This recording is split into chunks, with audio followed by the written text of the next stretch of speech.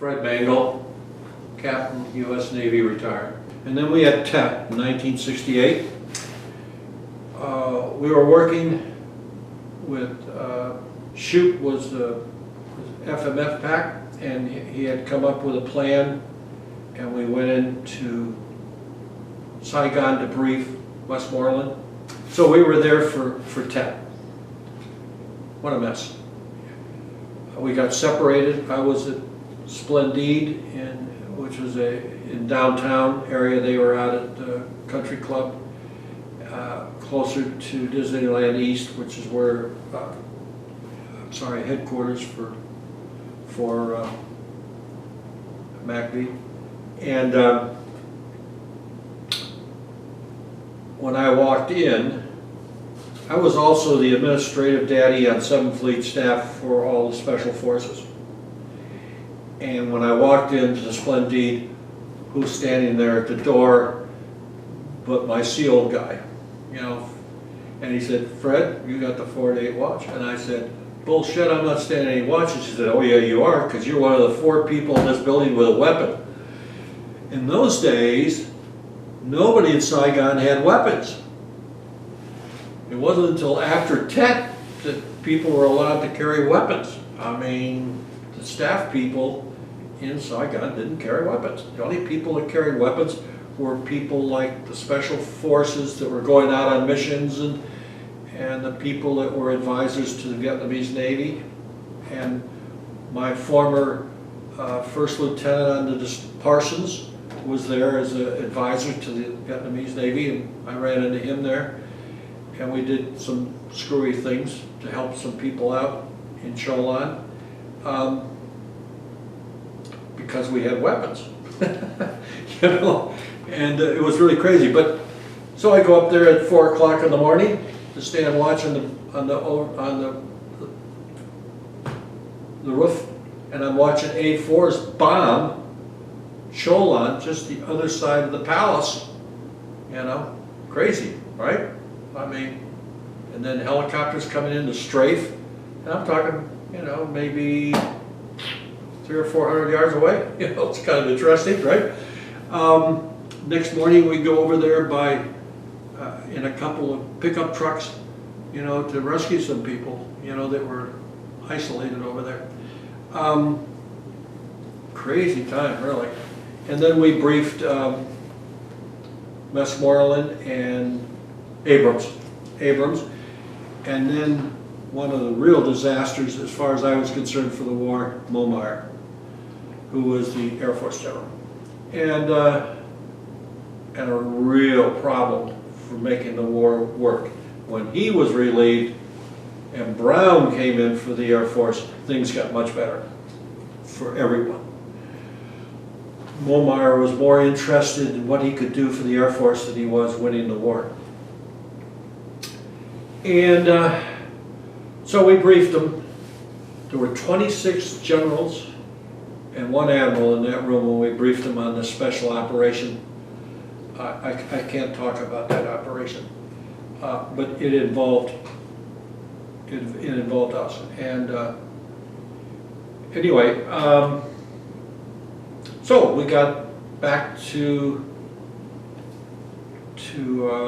where we were going, and we were going to catch the airplane back to Da Nang so we could catch the 7th Fleet flagship off of Da Nang.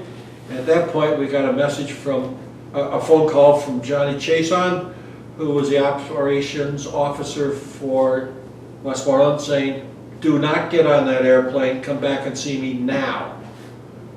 I said, "Oh, that's interesting. What's this all about?" You know? So we raced back to MACV headquarters, sat down with Johnny Chason, who was a Marine 2-star, and he said, "We got a real problem." I said, "What's the problem?" Or I didn't. My boss said, "What's the problem?" I was just a lieutenant commander at the time. He said, "The President of the United States has just forced the JCS to sign a paper saying that they will not lose Quezon." Okay. because it, you know, the North Vietnamese had surrounded Khe Sanh. And so the JCS said to the Navy, what can you do to save Khe Sanh? And the Navy said, we will bring the carriers in off the DMZ, and we will, right now we're flying 1.4 attack missions per aircraft per day. For 3 days we will fly 5 attack missions per aircraft per day. Then we will stand down for 1 day while we rearm, and then we will do 5 more for 3 days. The JCS won. Thank you. Air Force, what are you going to do for us? Air Force is doing 0.8 per aircraft. And so they said, what are you going to do for us now? We got to save Khe Sanh. And they came back and told the JCS, we're going to do 0.96 per day. They said, you didn't hear us. We're trying to save Khe Sanh.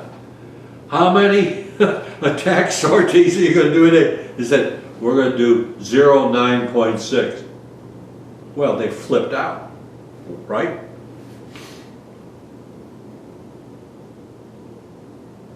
So they came back to MACV and said, what the hell's going on there? God damn it, we're trying to save the world here, and the president is going crazy.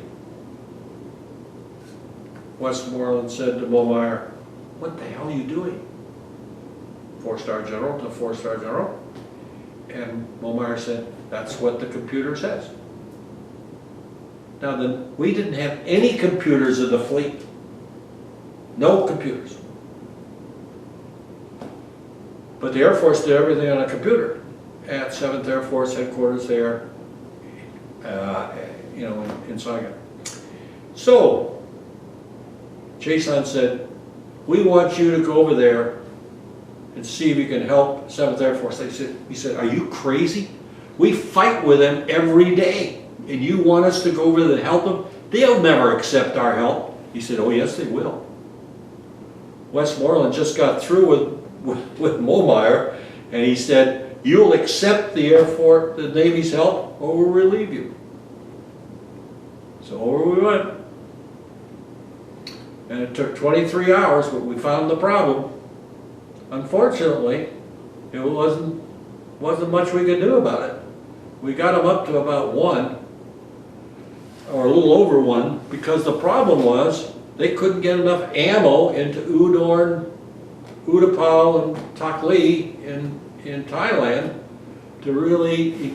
The problem was they had to ship all the ammo on the roads in Thailand from Bangkok all the way up to those airfields. And the roads couldn't take it, and they didn't have enough trucks, and blah, blah, blah. So they said, okay, you got, you know, use C-130s, fly them, right? Oh boy, I'll tell you, what's his name was not happy. Didn't improve it much though. So we got the hell out of there, right? And we did save Khe Sanh, as you know. Interesting work.